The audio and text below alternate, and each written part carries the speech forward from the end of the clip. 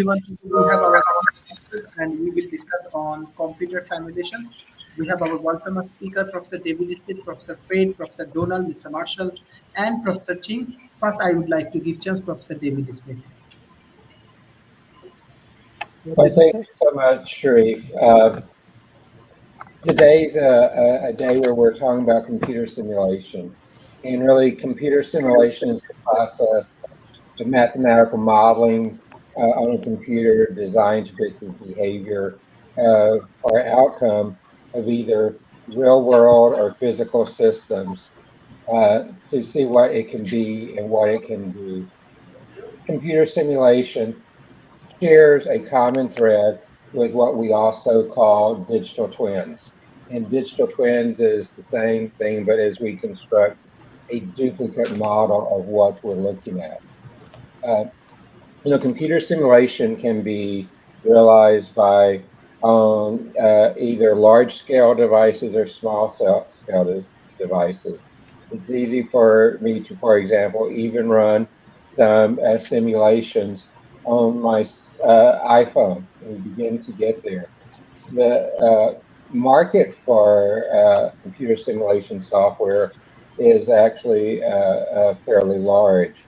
In 2020, it was $7.80 billion, and it's expected to reach over $15 billion by 2026, which is about an 11.68 compound annual growth rate.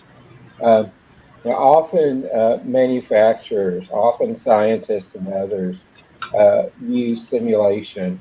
For example, manufacturers use when they want to see what type of changes in the production line or manufacturing, what happens, or they often run simulations before they bring a new product to market in simulation to see what are the most optimal ways to do it, what are the cost factors to each one, and they want to be able to solve the issues before they actually convert a manufacturing line or a factory to the new product.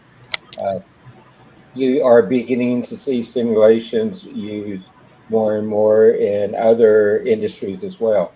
One of the interesting industries where I think we're beginning to see computer-based simulation used more is in healthcare, particularly in the area of surgeries. Doctors are now practicing their surgery on a digital twin simulation before they actually go in and do the surgery.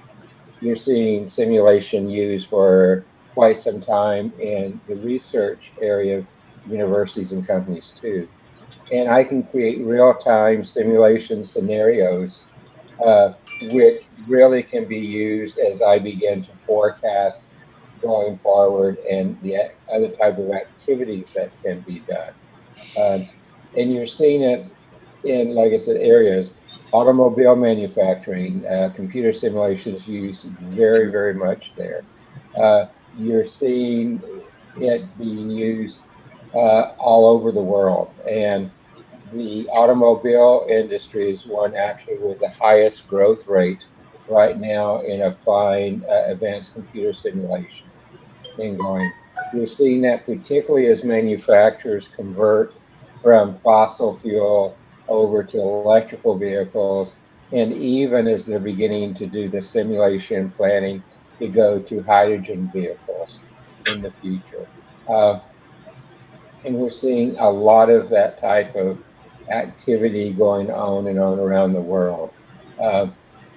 The markets in it for right now, the North America and Asia Pacific are the two leading areas where we see computer simulation software being both developed and being utilized. And we've seen also during COVID tons and tons of computer simulations used to try to help predict what are the results of COVID approaches, to simulate what happens if we take masks off as we look at other drugs and things. So simulation is really in place so that we can develop the knowledge to develop an actionable program that can be used with what it is we're simulating.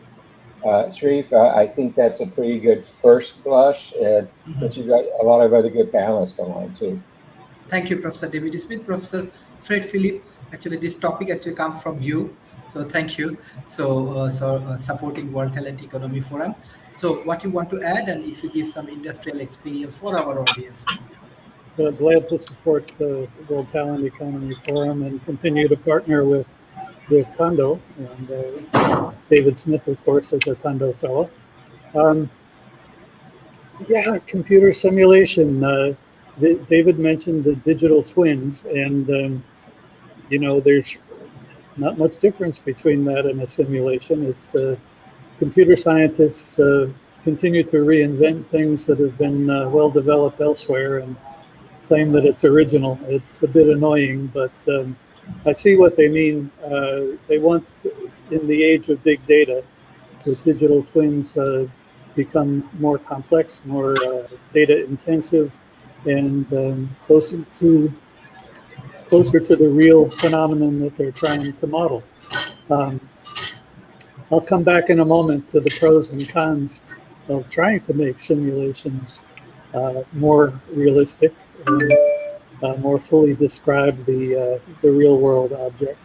But a simulation model, like any model, is an abstraction from the real world. It's simpler than the real phenomenon that it represents, and it's simpler for a number of good reasons. One of which is that it's possible for a human mind to comprehend it, whereas something like the human body is in many ways too complicated for a human mind to comprehend it. David mentioned digital twins for surgical practice. Now this is something that we call pretty good but not perfect. If we thought about using a digital twin to test of our body, to test the effect of a digital twin of a pharmaceutical, that would be something that's beyond our reach right now because it's too complicated. And yeah, so once again, the purpose of a model is to be able to comprehend something to a useful extent, okay? To solve a useful extent to solve the problem at hand, rather than what a philosopher would call a full understanding. Okay, simulation is often criticized, and rightly so, because of the GIGO phenomenon. GIGO stands for garbage in, garbage out. And that means to say that simulation modelers may be good at modeling, but not so good at getting the input data for the simulation. And if the input data is faulty, the simulation's output will be faulty as well. And I'm talking about the simulation of industrial processes, for example, where the model might be sensitive to the initial conditions, might be sensitive to the data. But we also have another class of simulations called Monte Carlo simulations, where we might be trying to estimate a physical quantity and do so by means of massive numbers of random numbers. And the GIGO problem there is that our random number generating algorithms are really not very random. They're pretty good, but they're not perfect. And scientists are looking to use astronomical and subatomic signals to try to generate streams of truly random numbers instead of the kinds of pseudo-random numbers that our algorithms tend to generate. There's background noise here because I'm at the auto repair place. So we have to understand, and this is very important, what our purpose is in simulating. And it could be prediction, it could be design, as David was talking about. It could be to estimate a quantity. Or, and I think this is in many ways a most useful use of simulation, is just to clarify a situation. Okay. And again, if the model is too complex, if we try too hard to make it uh, very detailed and extremely close to the original phenomenon, then it doesn't serve to clarify, because the simulation itself is then too complex. You would need a simplification of the simplification before you could really, and I'll give you an example in a moment. It's a good time to talk about simulation because this is the 50th anniversary of the publication of the Meadows book, The Limits to Growth. And I have a story to share.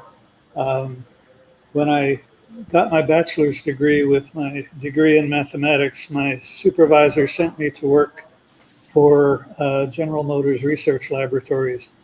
And what did they want me to do? They wanted me to replicate this was in the mathematics department of General Motors Research Laboratories in Michigan.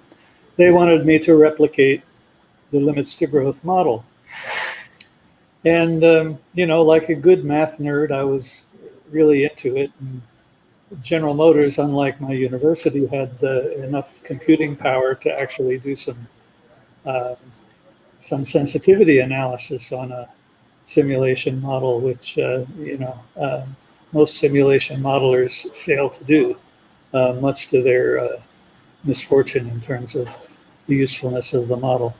So, I thought that naively that General Motors wanted to use this model. I discovered, to my chagrin, that what they really wanted was to discredit the model, because then at that time, this was the early 1970s, General Motors was the biggest company in the world except for Aramco oil.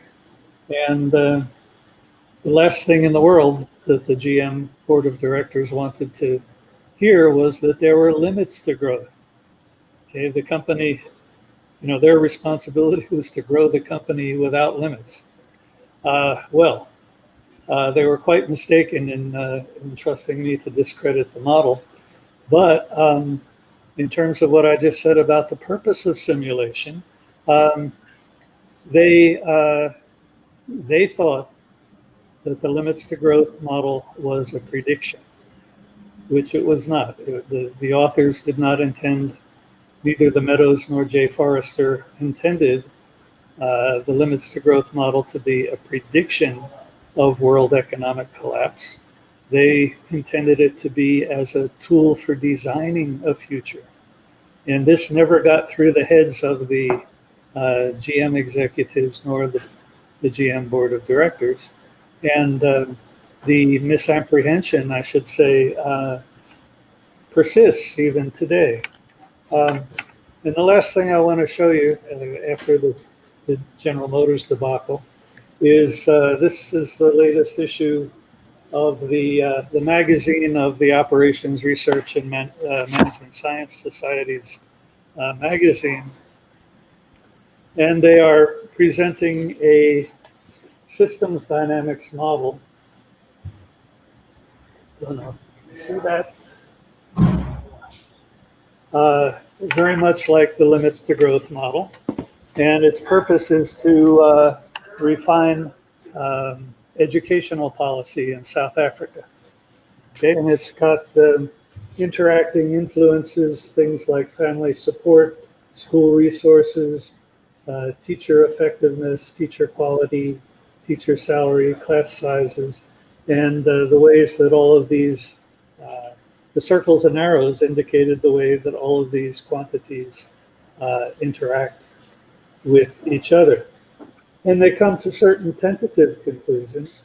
And I say tentative because simulation cannot give you final conclusions. They say that shows that improving the quality of the programs has a greater impact on school readiness than increasing the number of children enrolled in programs. and some other conclusions like this. But why use a simulation model if they're interested in, the impact of teacher quality on school enrollments and uh, these many other quantity relationships? So why not just use a regression analysis? And the answer is that regression analysis cannot capture the feedback effects, the nonlinearities that come from feedback. And this is a big reason why we use um, simulation models. And again, a model like the South African education model isn't going to solve anything. It's not going to optimize anything. What it's going to do is provide some structure to a conversation about how to improve the school system.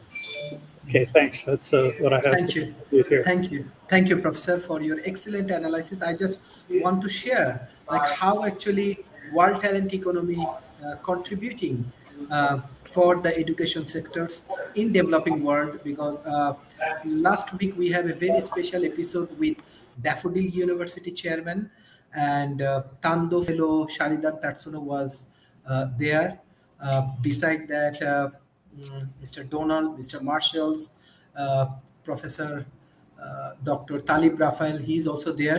You can see the university, Daffodil University chairman, Daffodil University, they have more than 30,000 students and million students actually get supported by the Daffodil University. And this is our content. University actually utilizing this content. We get thousand views, lot of comments, lot of shares. I think in social media, especially in Asia, it's get like huge exposure. So I want to give thanks to all of our speakers, how you contributing for our education because this kind today last week we discussed about metaverse. It's very new for Asia as well as today actually I organize a training in university. So this is the good points like how you contributing our education system. They take it very seriously and I want to give a special thanks to all of our speakers, to all of our contributors who actually helps to uplifting the society. Professor Donald, what you want to add? What are the pros and cons? I know you have different ideology for this technology. Well, I want to point out that back when I was first learning computers, and I would never have been in computers if I had to do this. I took 1/4 of Algol W using punch cards, and I am not an anal retentive person. I could never have done it with punch cards. Fortunately, we switched to Unix, and it was very interactive, and I could enjoy that. But the point, what I was going to say, one of our first assignments was to do simulations. And the kind of simulations that people were doing at those times, I mean, they're in elementary computer classes, was they called it life. And it was basically, you imagine a petri dish, and in the petri dish, one cell would get infected, and then there was a probability that it would infect the cell next to it.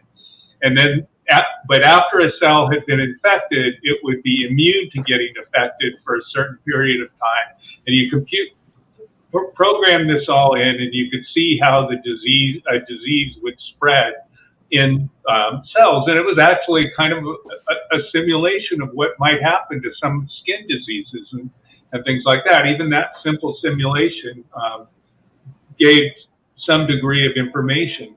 So simulations, and one of my classes, we were systems theory. We were studying, one of our assignments was to create a simulation of the economy and things like that. So people have been doing simulations since the dawn of computer ages. I think that I heard David talk about the digital twin, and I'm interested in that. And I looked up in the latest, well, not latest, but a very recent edition of the peer-reviewed journal Surgical Innovation. And they said basically it's a very good idea, and within the next few decades, it might be something that's actually useful, but it's not. It's something that we're just working on right now. It's because the human body is extremely complex, and we're still learning quite a bit about it. And that's simulations are useful that way. And an example of that is about learning is, as you know, some computers have beat the world masters at chess and Go. And the way that they got them to do that is they learned to simulate a Go game. So basically the computer could play Go against itself. And so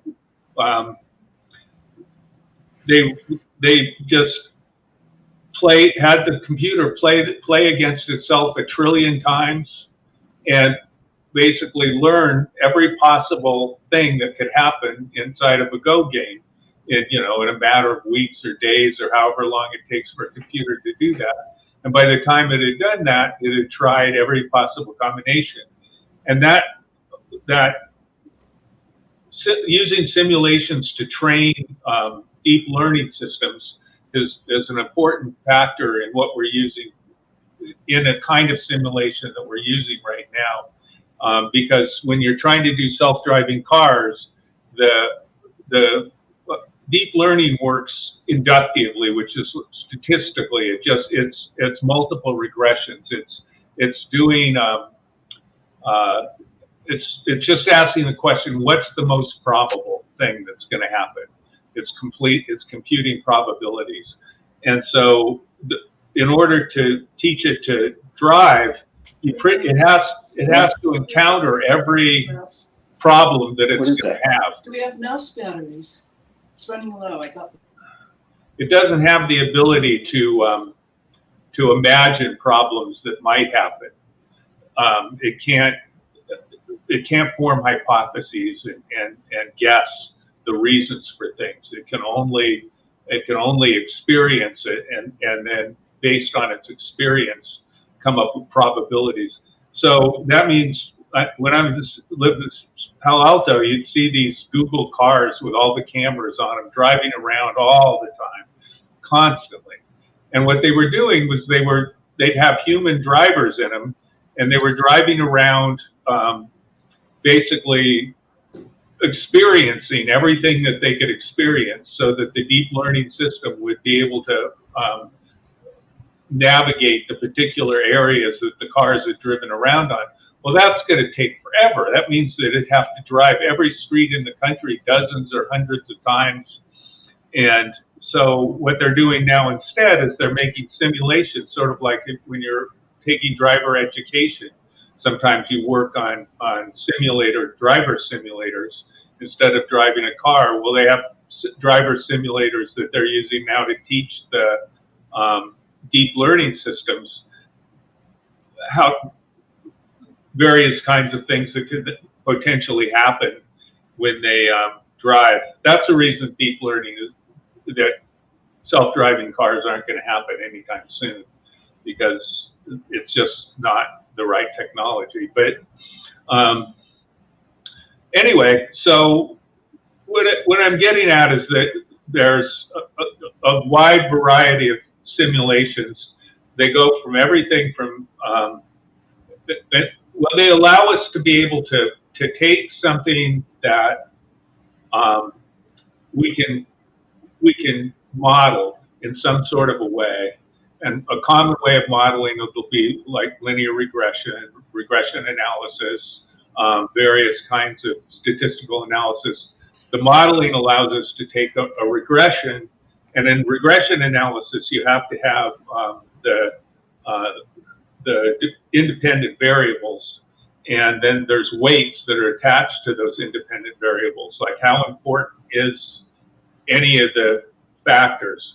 And the modeling software now allows you to try different weights at an incredible amount of speed and adjust the the weight of your weights in your formula to match the real world data. That's a little bit of kind of what deep learning does in a way. And so from anything from, I'm going to give one more simple example, and then I'm going to say something a little bit more complicated, dreamy stuff for the future. But when COVID first started to happen, people were wondering, like, what can we do? Do masks work? Do, what social distance, what kinds of things would work? And a high school student, she was like 14 years old or so, she made a model herself of how COVID was spreading through the community.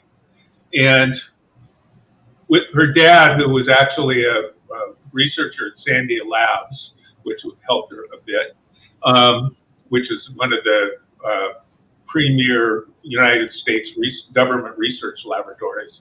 And she entered this model in the science fair, and it was modeling the spread of COVID so perfectly that the government, it got to the attention of the government, and the government threw out all these expensive models that they'd gotten from experts all over the world and adopted this model that this, I think she was 14 or so year old kid had invented.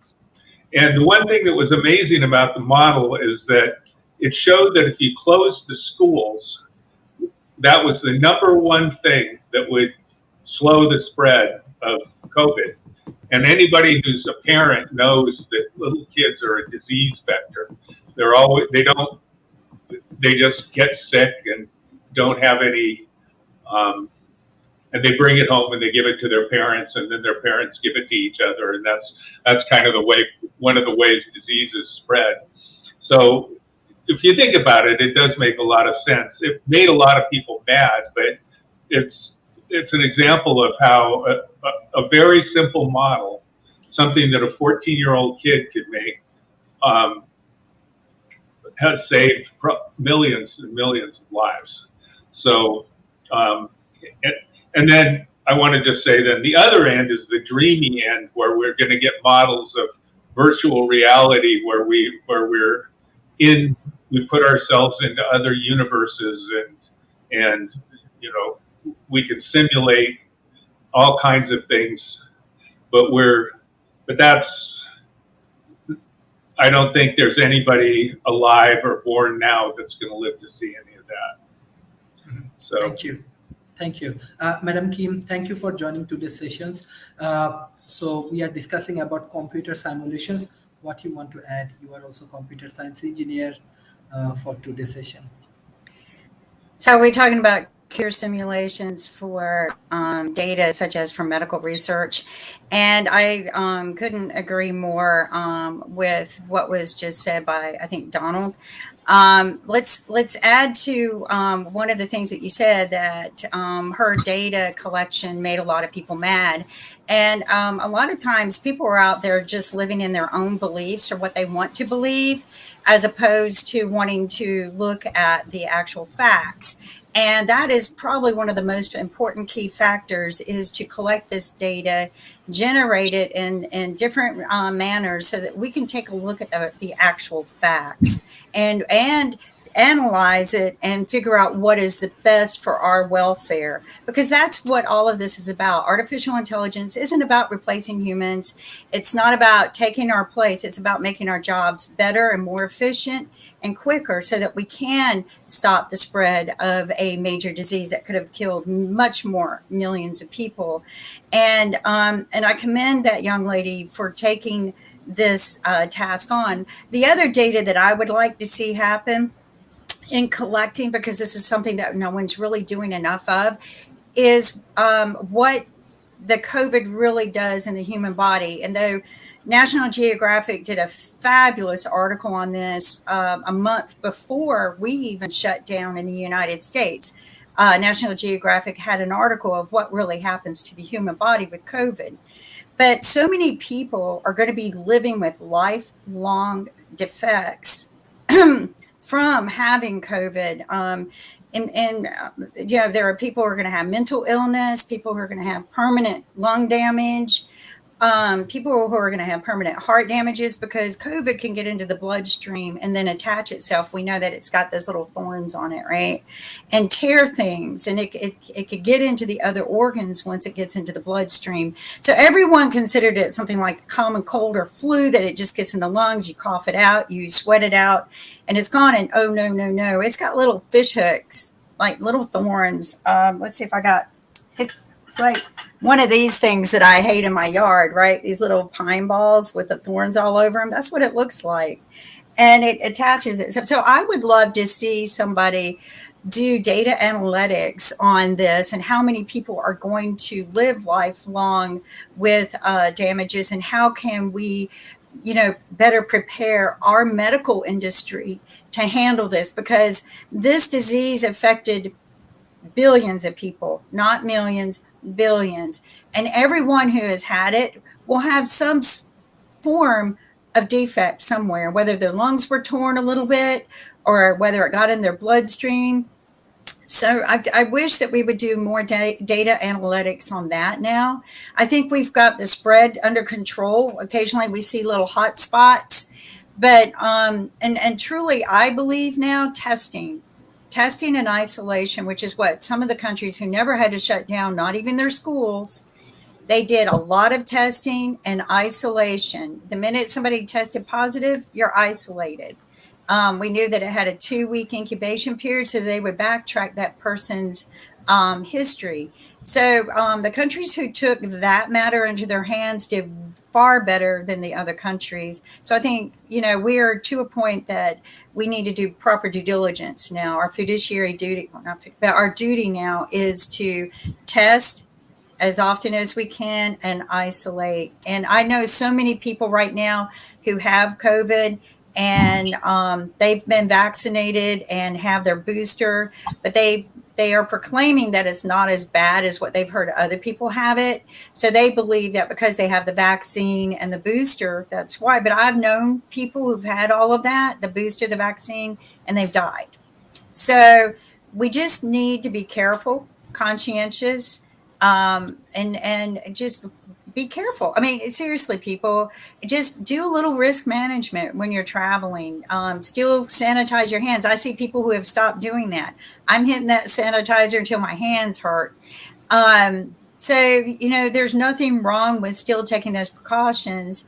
If you don't want to wear a mask, then do a little ritual every day of rinsing your mouth out with like a Listerine or a Scope mixed with hydrogen peroxide and gargle. That will kill any of the COVID virus that got into your mouth. Spray your nose with salt water a lot. So, and this isn't about COVID, but what I'm saying, and it got off onto a different rabbit hole, is data analytics needs to be used for many, many other things, and we're not using it. We're looking at the top surface of things, and we need to dig a little bit deeper. And Sharif, thank you for this opportunity, but we've got so much we can do with data analytics, and we need to start doing it. But kudos to that girl. I'd love you to send me her name. Thank you, ma'am. Professor Ting, what do you want to add for today's session? Stop camera for a second. Okay. Well, computer simulation versus reality simulation.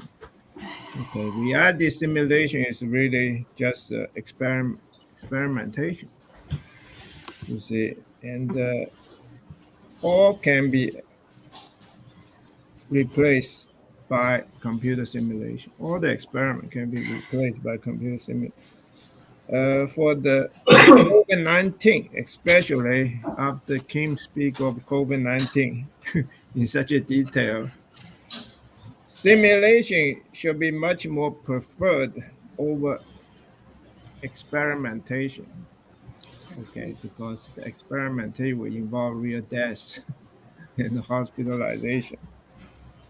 In the field of nuclear engineering, which I'm very familiar with, simulation is about 1 million times cheaper than experimentation. but it's only within 200% accuracy. But that's sufficient. You see, you use something that's working or not working, 200% sometimes sufficient. So back to let's just update what people are talking about computer simulation. The computer simulation is really virtual reality. Okay, you push virtual real hard. It's really the advanced topic in computer simulation. And this virtual reality will produce many small simulations, which will culminate in a topic which I started many 20, 30 years ago: self-creation. In other words, human being creates itself. Okay, it starts with some simulation of all sorts, you see. And today, this thing is called simulation theory or simulation hypothesis. And the most famous person who's discussing this is Elon Musk.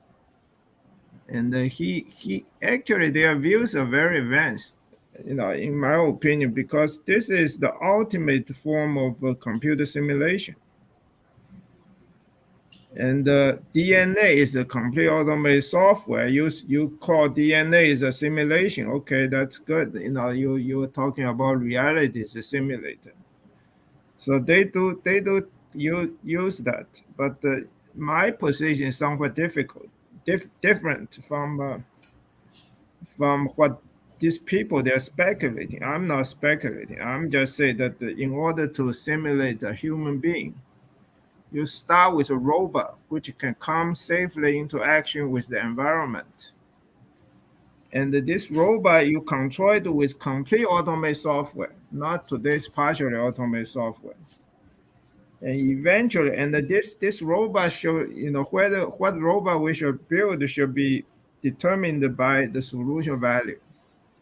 So basically, what we are doing is this: we need to, the robot eventually, after we develop to a certain stage, it will become human. Okay, with sufficient expansion of range of tolerance. Robot has no range of tolerance. Humans have range of tolerance. That's a major difference. Okay, and the DNA will be the software. Okay, so we're really, this simulation and the reality, they are just the same thing. They're going in the same direction. That is a logical conclusion. See? So, in all this, as far as knowledge is concerned, laws of nature of our structural knowledge, simulation of virtual reality are for descriptive knowledge. Descriptive knowledge and structural knowledge has to be put together in order to design a chip, okay, which is a real thing. You cannot dismiss the descriptive knowledge. Okay, so I just finished the abstract. The title of the paper is Knowledge-Oriented Society for the Next New World. So basically, I have finished, what I plan to do. I summarize everything I have contributed in knowledge in this paper. And, I can distribute this, and anybody who's interested, the idea is knowledge-oriented society and the next new world. For young people who are interested in this subject of self-creation, which if you search, it's become quite famous, is this, there are people who are actually supporting this idea. About 20 years ago, I found 3 Russian priests looking into the subject. And I sent them my work. I say I discovered complete automated software, which can self-generate. And they have this symbol, Autoboros. It's a snake biting its own tail, which represents infinity. And after I send them my stuff, they say, what I have is exactly what they're looking for. Afterward, they just dissolve their work, collaboration, okay? Can no longer find this priest. Okay, just recently, 3-4 years ago, there's some priest came out to say, I'm going to proposed this idea of self-creation. He goes around the country and written many papers to discuss this. Then I said, okay, let's collaborate. I wrote to him. I collaborate. After I wrote to him, then he disappeared again.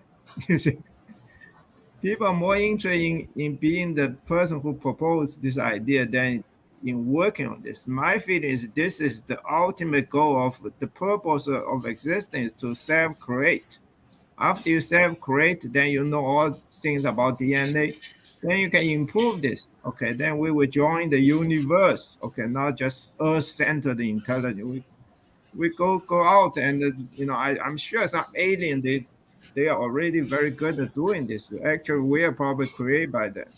So basically, this is a central idea. I will encourage young people to look into this, because this is the newest discovery, newest discussion, by some of the most advanced thinkers.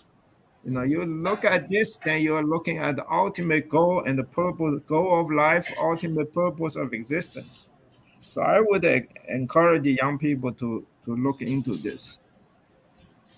And also, finally, I would say that,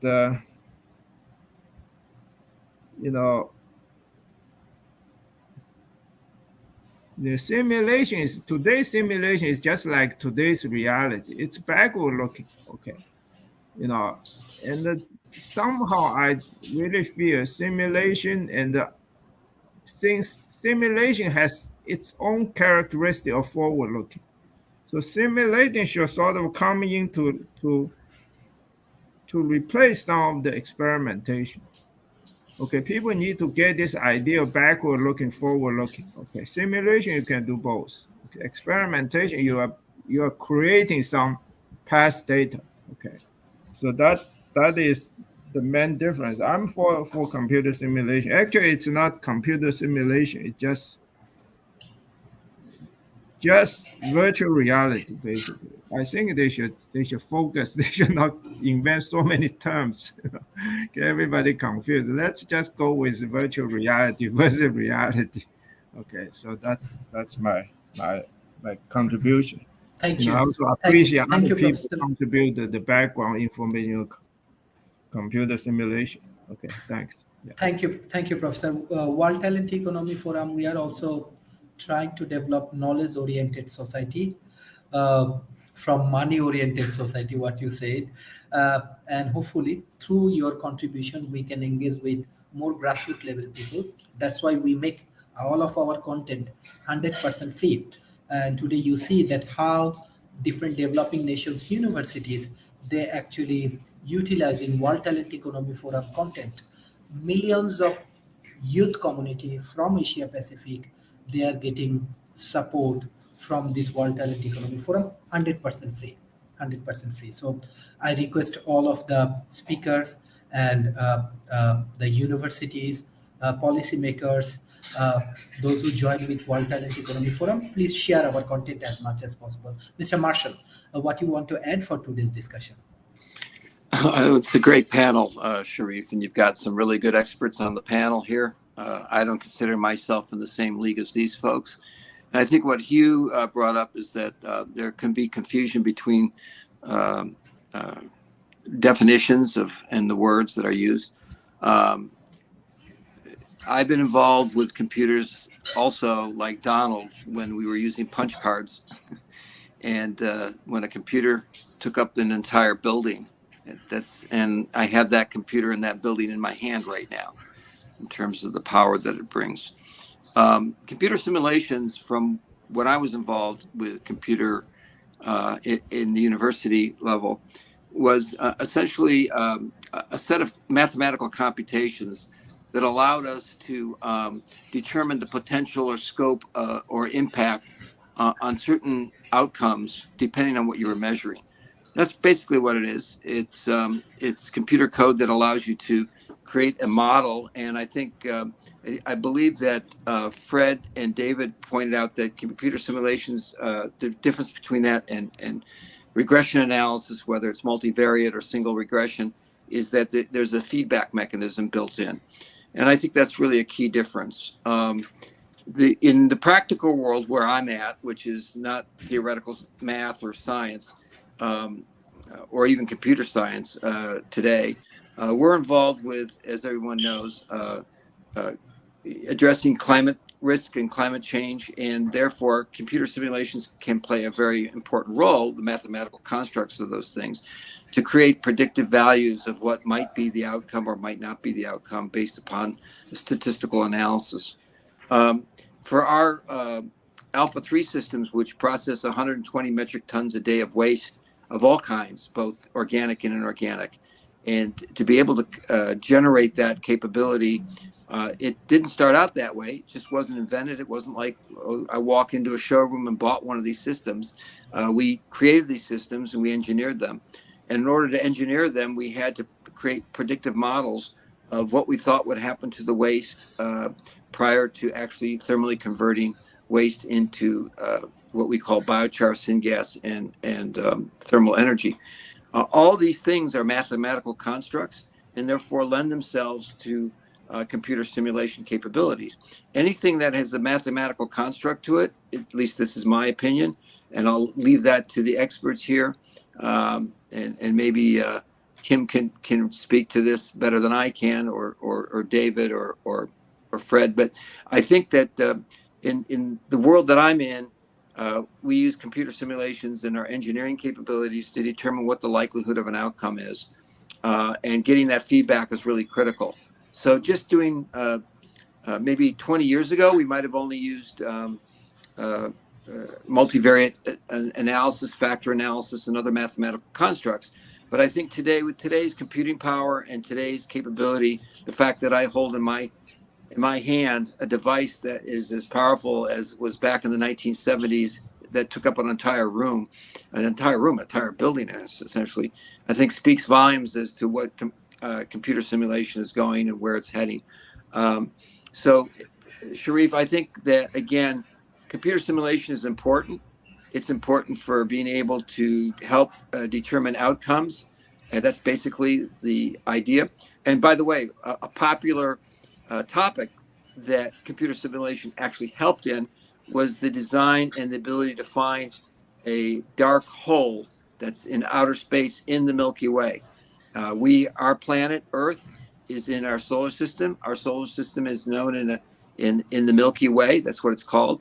And out there in the Milky Way, we can't see mostly where these things are because there's a haze covering our view, using our capabilities to view the outer limits. So right now they use computer simulation to find this, and then they were able to launch spacecraft with capability to view these things, and they actually found it. And again, some of that is computer simulation technology and with getting feedback and mathematical constructs. And if you go online, I think the BBC and other media outlets actually have pictures of what this looks like.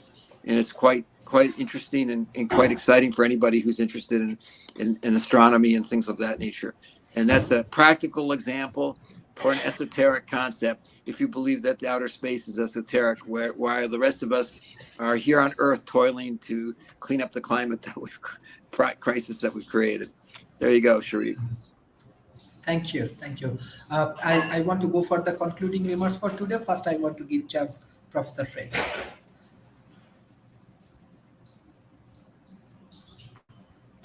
I can't hear you, Sharif. Say again? Yes. What is your concluding remarks for today's session? Oh, okay. I've made some critical remarks about simulation, but I do value it as a tool and I use it. And I agree with Marshall that simulation is important. There definitely is confusion about terminology. Professor Hugh mentioned the phrase reality simulation, and the first time I heard that phrase was I wandered into my lab director's office and he said, reality simulation. And I thought to myself, what the hell else would you want to simulate if not reality? Well, anyway, and as Professor Kim said, people are very resistant to facts, and that's because, beliefs are immune to facts, and we can use tools like experimentation and simulation to put across the science. And yet, we've talked in previous videocasts here with Sharif about why people resist science. Sometimes it's because scientific results change over time. And if a person believes in something irrational like intelligent design, they can just believe it once and boom, that's it. They can believe it for the rest of their life and don't have to revise the belief. But another reason that came to my attention recently is just people believe what they believe because it feels good. And even if at some level they know that their belief is contrary to fact, they will continue to believe it because it feels good. Okay, now, when you have a belief that's contrary to fact, you tend to want to criticize the science. And yeah, as I think it was Hugh said that, simulation is order of magnitude cheaper than experimentation. But let's talk about fixing an experiment or fixing a simulation to get the outcome that the experimenter wants. If it's a physical experiment, the experimental design is it's constructed in consultation with your research team that may be reviewed by your institution's institutional review board. It has some oversight. If a single programmer writes a simulation, what are the mechanisms that it would get audited and what are the chances that it would get audited? So it is easier than in a physical experiment to design a simulation that produces the result that the simulator, the designer wants to get. And that is that fact makes an easy target for dissenters. And I was for many years the editor of a journal called Technological Forecasting and Social Change, where we published a lot of climate models. So climate simulations are especially fat target for people who disagree. And there were some very vituperative exchanges in that journal about certain climate models. And it was all based on either on the garbage in, garbage out objection or the accusation that the simulation was designed in a way that would produce the desired result. And I was a little surprised when Sharif said that I suggested this topic. Actually, Sharif, I was suggesting something more specific, and that is the would you call it a controversy of some scientists believing that we are in a simulation, that our whole universe is a simulation. And it's an interesting thing to discuss. Might be theologically challenging for some of our audience, but maybe we can have another session that focuses on that, though this one's been very constructive. Thanks very much. Thank you, Professor. Thank you, Professor Fred. Madam Kim, what's your concluding remarks for today's session?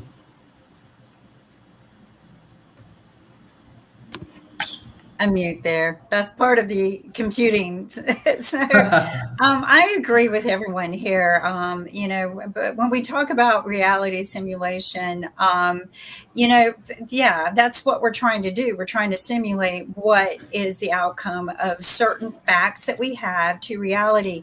One of the things that I have spoke on many, many times is whatever we deem today to be true is going to be discredited tomorrow. I mean, heck, we have said that planets are planets for years and then say they're not. So, I mean, it's all in a matter of definition and who creates those definitions. And this was a conversation I was having with some very young people about a month ago. They're like, well, who makes these up? And why does it become fact just because they make it up? But sometimes you have to establish some kind of criteria to start with, just something to start with and land it and then move forward. And yes, eventually you might say that that's not really how it is, but you got to keep moving forward. And that doesn't mean that that person was wrong. That just means that person had the facts for that criteria. And you have to remember that. I mean, all too often we go, oh, that person was wrong. And, no, science is nothing more than just continued learning. Okay. It is continued data collection and continued learning and growing. And we have to remember that. And everything we enter into the computer isn't the computer artificial intelligence doing this by itself. We create the data that goes into the computer. We create how it analyzes. Okay. The computer doesn't create how it analyzes. And we need to remember that. This isn't a natural born species that says, oh, I'm going to take everything you give me and I'm just going to grow on my own. We want it to be somewhere, some people want it, but that's not what it is. So we need to take a lot of this and just get to the reality of it and say, we're going to make mistakes. And because we make mistakes, the computer is going to make mistakes. And sometimes the simulations are going to make mistakes. And so we need to be doing our due diligence. But, everything that we're talking about here is right on the conversations that we need to be having. But the thing is that when you say this is definitive and you stop, then you never grow and learn. Or you never learn and grow, whichever way you want this.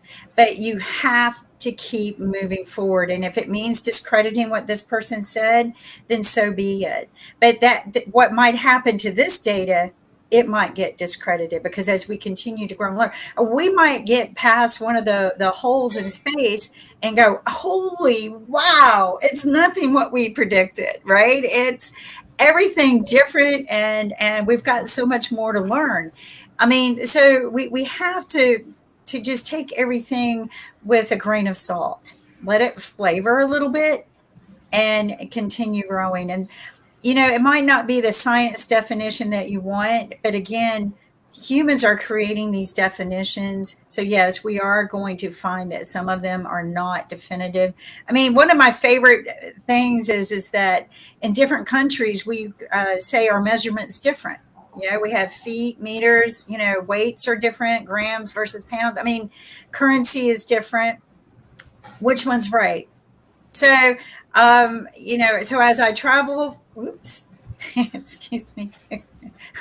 Look at there. I need to get my earbuds a little bit better. But as we travel, or if you travel around the world, you learn that there's different definitions and different validations in different ways. And then when you establish that in that community, that's what they learn to believe. So don't think that someone's wrong. Okay. Just because they're different than you. And I think that that's where we need to start taking our data and our simulations and start unifying it in different ways and, figure out what benefits us as human mankind globally. And, I agree we need to clean up our earth. And maybe we can use this data to help make our earth a little bit healthier to live on so that we don't have to plan on going and living in space because there's no reason to do that. So, but I think that's what a lot of people are doing right now is, how can we live on another planet? And there's no reason to inhabit another planet unless we just outpopulate this one. But we need to think and grow. We need to learn and grow, but we need to realize just because somebody defines something as something doesn't mean they may have had a lot of facts behind it, but it doesn't mean it's definitive. And that's where we need to make a change. Even the universities. And oh, by the way, I remember taking in stacks and stacks of punch cards and waiting in line for a long time for that big computer. So we have come a long way. And as I say, everything that we dreamed of in science fiction has happened. Everything in the science fiction books that were written many, many years ago have happened, except Beam Me Up, Scotty. And I think we kind of do that with Zoom right now. So. but that's for our future generations to establish. But we need to be open-minded. I think that's where I was going with this. We need to be open-minded. Thank you, Professor. Professor Ching, what's your concluding remarks for today? Okay, well, Change is difficult. Therefore, we need a new world to make revolutionary changes. Okay, so this quantum computing, quantum computers are starting to merge computer simulation with reality simulation. Okay, so it's in nature, almost everything is computing. Okay, atoms, electrons, they are elementary particles, they're all computing. So if we look at how they compute, maybe they can be used as direct simulation of reality. You see, I'm really interested in this. So we can create more than just the von Neumann architecture for computers. So this is the simulation. This talk, the final conclusion for this talk is from computer simulation to simulation of computers. Okay, you can simulate the computer with, because we have a computer. Before we have a computer, we don't really know what this computer is really, how powerful it is. Now we know we can use things to simulate the computer, starting with quantum computers. Okay, that's my conclusion. Thank you. Mr. Marshall, what's your concluding remarks for today's session? Well, I think it's been a fascinating conversation. I like Fred's concept that we should talk about some other things that he really intended to talk about. That would be very challenging and quite entertaining, Actually, I think. We have to think No, about actually, our audience. all I talked about was about this Fred one. Okay, he didn't get it. Okay. So Yes, basically, Mr. I Marshall. talked about this simulation theory or simulation hypothesis. This is exactly what he think he want to talk about. Okay. Mr. Marshall. Mr. Marshall. Yeah. So, Sorry for the interruption. That's okay. So my thought is I'm kind of aligned with what Kim is talking about. We don't need to go into outer space, although I did bring up the black hole, which they discovered, which is always helpful because one of the things that we know since the beginning of man's entry into space is actually contributed to a lot of things here on Earth, a lot of the technologies and innovations and discoveries. One of the things I want to share as a concluding remark, which I thought was kind of Kim's conversation kind of reminded me of it. She pointed out the concept that we don't always have a sense. We think we know what we're doing. We get an outcome, but then we discover that there's no outcomes and they're totally different than what we thought. So I like that concept because I was just listening the other day to a BBC broadcast called Crowd Science. I don't know if anybody follows that. It's a great broadcast, and it's usually in half-hour segments. And the last one I talked about was actually on that topic where people were discussing, contributors bring in a question, and then the Crowd Science entertainers go out and interview people around the world to see what they find out about it. In this case, it was on the topic of, well, if you find something in science and you think it's definitive, is it really definitive? And the answer was, they gave all these examples where they thought they knew something and then they got new information that completely modified what they thought was happening. So that's quite interesting. And I think it lends to the I think our viewers will like that. And I think that's what I like about the World Talent Economy Forum, is that we kind of do what Crowd Science does. We're always out there asking their good questions and being challenged. And Sharif, you got to keep this up and keep going. We've got plenty in front of us to get done. As everyone knows, and I agree with Kim, we've got our problems here to solve. We've got climate restoration, climate repair that we're involved with this climate crisis. And it's affecting Malaysia, it's affecting Indonesia, it's affecting all the developing world as well as the developed world. And I think it's my belief, and I've always articulated this, that it's through the World Talent Economy Forum and people like this on these panels that are contributing to understanding what needs to be done and make action happen. And so, Sharif, thank you so much for putting this together. And those are my concluding remarks. And I Thank wish you. everybody well and stay safe. Yes, thank you. Thank you everyone for your excellent contribution for World Talent Economy Forum. And beside that, you know that we have a conference next year, March 27 to 29 in India. So I want to invite you, Professor Kim, Professor Ching, and Mr.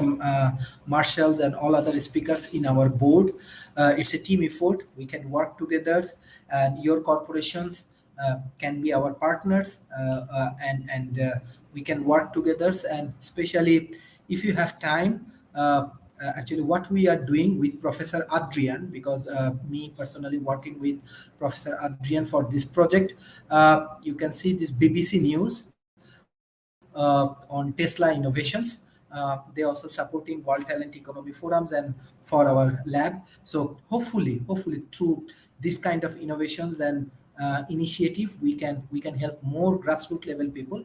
And not only this conference is our objective. Beside that, in India, in Uttar Pradesh, we are actually helping 15 villages with 30,000 people. And also, I want to share this thing, that how Daffodil Education Group, I want to give special thanks to Mr. Sobur Khan. Uh, they actually share our content with their students.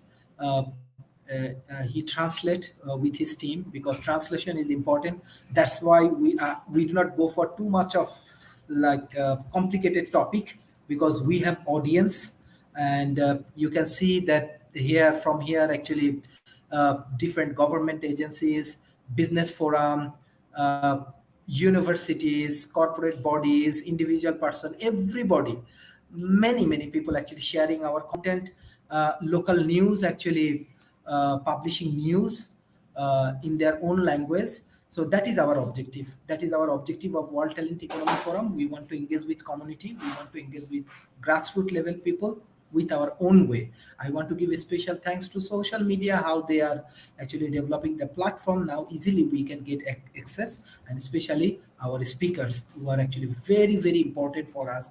Thank you, Professor Kim, Professor Ching, and Mr. Marshall, for your continuous support to World Talent Economy Forum. And dear audience, please, our content is 100% free. We do not go for any commercializations. We do not go for any kind of advertisement or sponsorship. This is only for our developing nations people. So share our content as much as possible.